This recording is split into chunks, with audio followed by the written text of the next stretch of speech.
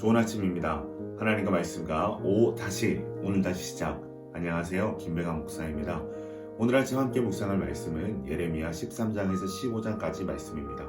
중심 구절은 예레미야 15장 19에서 21절입니다. 여호와께서 이와 같이 말씀하시되 내가 만일 돌아오면 내가 너를 다시 이끌어 내 앞에 세울 것이며 내가 만일 헛된 것을 버리고 귀한 것을 말한다면 너는 나의 입이 될 것이라.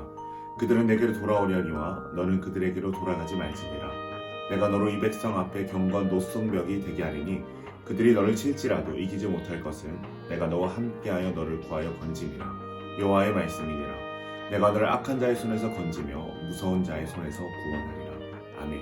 13장은 유다 심판에 관한 9가지의 예언 가운데 5번째에 해당되는 메시지가 기록되어 있습니다. 특별히 본장은 2가지의 비유인 썩어버린 허리띠와 포도주 가죽 부대의 비유를 통해 유다에 임할 심판과 환란을 경고함과 동시에 이들의 회개를 촉구하고 있습니다. 여기서 허리띠는 사람이 띠를 허리에 감는 것처럼 여호와께서도 언약을 통해 자신에게 자기 백성을 묶으셨음을 의미합니다. 그러나 유다는 하나님을 버리고 언약을 파기하고 하나님을 멀리한 탓에 이제는 썩어 쓸모없는 존재가 되었음을 의미합니다. 13절에 기록된 것과 같이 유다 땅의 모든 주민과 왕과 제사장, 선지자까지 술에 잔뜩 취하게 하심으로 공동체의 심각한 분열을 야기할 것을 의미합니다. 그 밖에 13장은 왕과 왕후에 대한 경고, 예루살렘의 운명에 대해서 기록하고 있습니다. 14장은 유다 심판에 관한 예언 가운데 6번째에 해당하는 메시지가 기록되어 있습니다. 예레미야 선지자는 유다 백성이 큰 가뭄으로 환난당하는 것을 보고 하나님께 기도를 드립니다. 그러나 하나님께서는 백성이 죄를 고백하면서 자신들을 가뭄에서 구해달라고 기도하지만 하나님은 그들이 금식하고 제사를 드릴지라도 이들의 죄를 벌하겠다라고 말씀하십니다. 왜냐하면 그들의 이러한 탄식과 간구는 별다른 의미를 갖지 못했기 때문입니다. 왜냐하면 7에서 9절에 등장하는 우리라는 표현에서 알 수 있듯이 이것은 유다 백성의 진정한 탄식과 간구가 아니라 그들을 대표하는 예레미야의 탄식과 간구였기 때문입니다. 달리 말해 여호와께서 유다 백성에게 기대하시는 탄식과 간구일 뿐이지 실제로 유다 백성이 여호와께 드리는 간구가 아니었던 것입니다. 또한 유다 백성은 거짓 선지자들이 전하는 메시지에만 귀를 기울였습니다. 기근은 오지 않고 평화만이 계속 이어질 것이라는 듣기 좋은 기복적 메시지가 현혹되어 하나님의 언약을 배반하는 죄악에 머물렀습니다.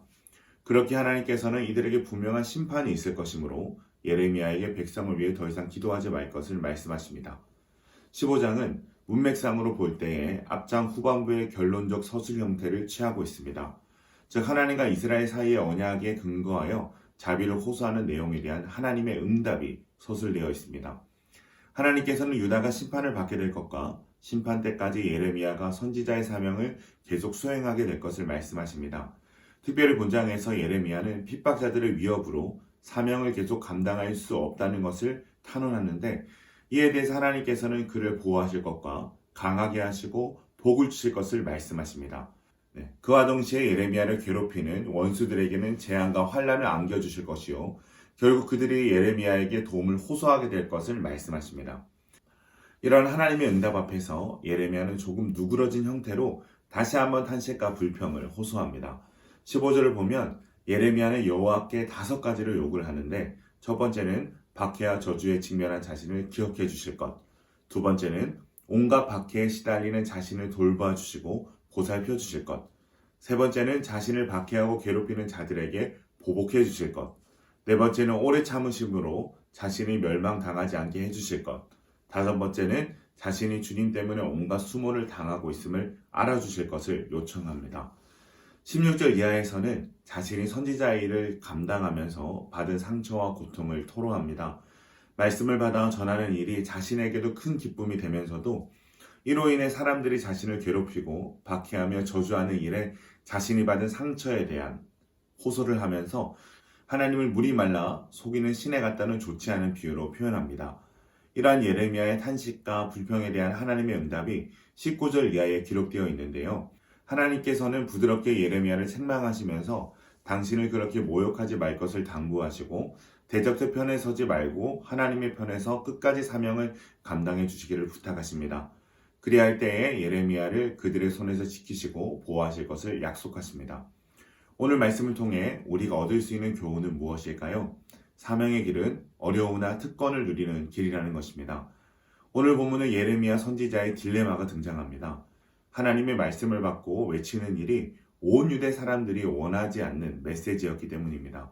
그래서 그는 모든 사람들에게 듣게 되는 비난과 저주 앞에서 참으로 고통스러워합니다. 사랑하는 기쁨 가족 여러분, 하나님의 편에 서서 말씀을 전하고 말씀에 순종하는 삶이 세상 가운데에서도 늘 환영받고 높임받으면 얼마나 좋을까요? 그러나 오늘 예레미야의 이야기는 그 길은 외롭고 고통스러운 길임을 우리에게 분명히 말해줍니다. 그러나 더 분명한 것은 사명의 길을 걸어가는 성도에게 주어지는 특권이 있다는 것입니다. 첫 번째로 하나님의 특별하신 위로하심이 있습니다. 하나님은 예레미야의 고통, 예레미야의 탄원, 하나님을 향한 원망을 다 들어주시고 그를 부드럽게 위로하여 주십니다. 두 번째로 하나님의 보호하심이 있습니다. 하나님께서는 사명자를 고통 속에 홀로 내버려 두지 않으십니다. 하나님께서는 사명자와 늘 함께 하시며 그를 돌보시며 보호하십니다. 세 번째로 하나님의 강하게 하심이 있습니다.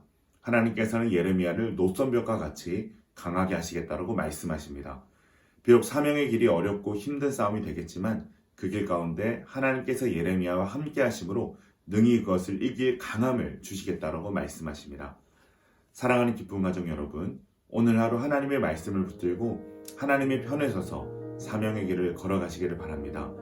그 길은 어렵고 힘든 싸움의 길입니다. 그러나 그 길을 걸어가는 사명자에게 주시는 하나님의 특별한 위로, 보호하심, 강하게 하심을 사모하면서 사명자만이 누리는 특별한 특권을 누리며 살아가는 기쁜 가족들 되기를 주님의 이름으로 축원합니다.